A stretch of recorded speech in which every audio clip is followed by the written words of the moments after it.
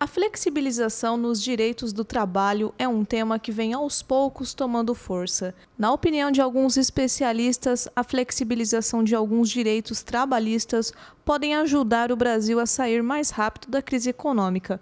O assunto é constantemente discutido pelo empresariado, os representantes dos trabalhadores e, acima de tudo, o Estado.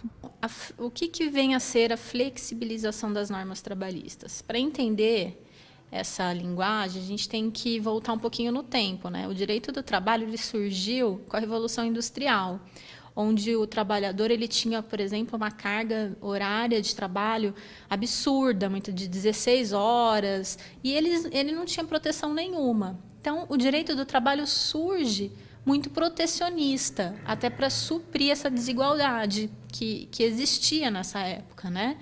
A gente via, não existia licença maternidade, não existia direito à greve. E o direito do trabalho ele tem uma característica protecionista que vem desses primórdios de quando ele foi criado. Mas, hoje em dia, não cabe mais a gente esse protecionismo tão extremo, porque a sociedade mudou, né? A dinâmica das coisas mudaram, existe o desemprego. Então, foi necessário essa flexibilização para equalizar os interesses dos empresários com os trabalhadores, para não fechar postos de trabalho. Porque, hoje em dia, se você tem um direito trabalhista muito trabalhador e você acaba fechando postos de trabalho em prejuízo do trabalhador, que o que você não quer é ficar desempregado. Então, olhando por esse lado, é que hoje a doutrina e a jurisprudência tem um novo olhar para essas normas trabalhistas. E a flexibilização das normas trabalhistas ela é exatamente afastar a rigidez dessas leis, entendeu? Mediante acordos, convenções coletivas, pelas próprias partes, ou seja, pelo próprio trabalhador e pelo próprio empresário. E um trabalhador, a partir de uma convenção coletiva, ele pode questionar essa flexibilidade, retirar alguma coisa, acrescentar algo? Olha, a doutrina conceitua duas formas de flexibilização. A heterônoma, que é aquela feita pelo próprio Estado, né? A própria Constituição, por exemplo, quando ela regulamenta os direitos trabalhistas, ela mesma faz concessões.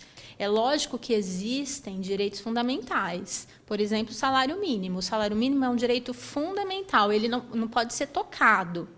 Mas outras coisas, como, por exemplo, carga horária, a CLT estabelece como praxe 8 horas diárias, 44 semanais. Mas existe a possibilidade de banco de horas, de você poder compensar horas. Isso está na própria Constituição. Isso é uma flexibilização heterônima, quando a própria lei já prevê essas formas de abrandar o rigor.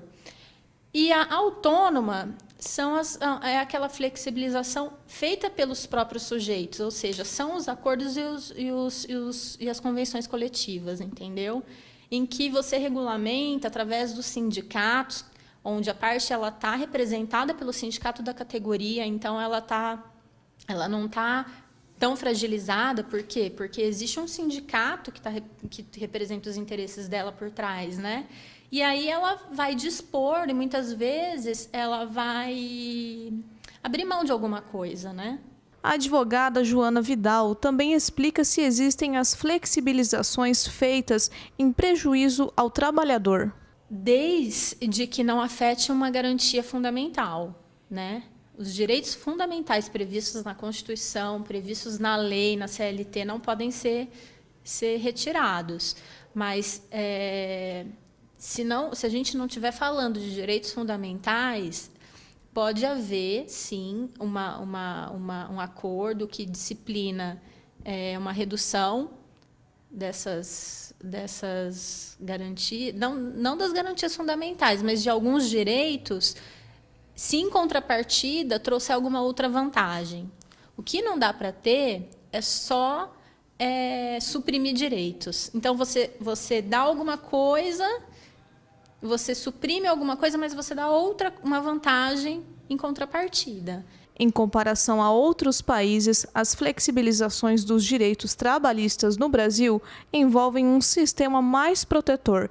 Segundo especialistas, a lei americana, por exemplo, é uma das mais duras com o trabalhador em relação à licença maternidade, férias remuneradas, descanso semanal, auxílio-doença e adicional noturno. Aqui no Brasil, a gente ainda tem um direito do trabalho muito protecionista, né? Agora que a gente está mudando um pouco essa jurisprudência, né? Que tanto a doutrina quanto a jurisprudência ela está entendendo que a gente precisa realmente equilibrar tanto os interesses dos empresários quanto dos trabalhadores, né? Se você comparar com Portugal, com outros países da Europa, você vê que eles têm muito mais possibilidades de resolverem entre eles, né, as questões trabalhistas e mediante acordo e concessões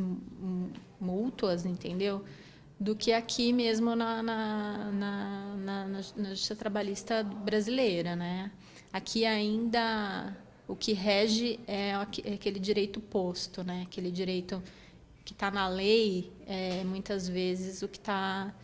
Mas é justamente essa cultura que a gente está tentando mudar e que tem um movimento mudando, né? Por isso da importância de falar dessa flexibilização, porque é uma coisa que é um caminho ainda que está no começo, né? A gente está dando os primeiros passos, mas existe essa tendência.